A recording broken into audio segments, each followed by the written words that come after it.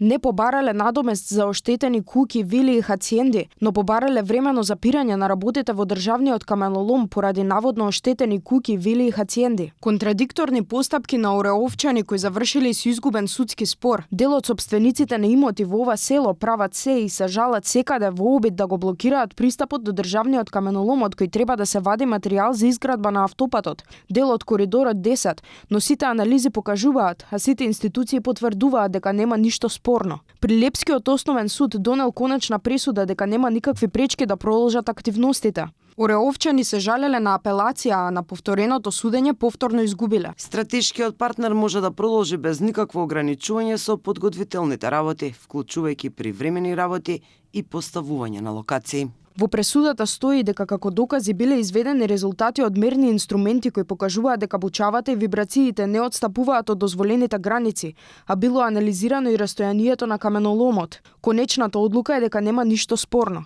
Сите концесии за истражување и експлоатација на минерални суровини неопходни за изградба на државни патишта се издаваат со рок на важност до завршување на имплементацијата на проектот. Инаку дел од сопствениците на куќи, вили и хациенди од Ореовец речиси 2 години не дозволуваат пристап до државниот каменолом од кој треба да се вади материјал за изградба на автопатот Прилеп Битола. Проценките се дека штетите од овие блокади можат да надминат дури 150 милиони евра, поради пенали кои би морала да ги плаќа државата, но и поради трошоци за купување на материјали од приватни искупувачи наместо од државно земјиште.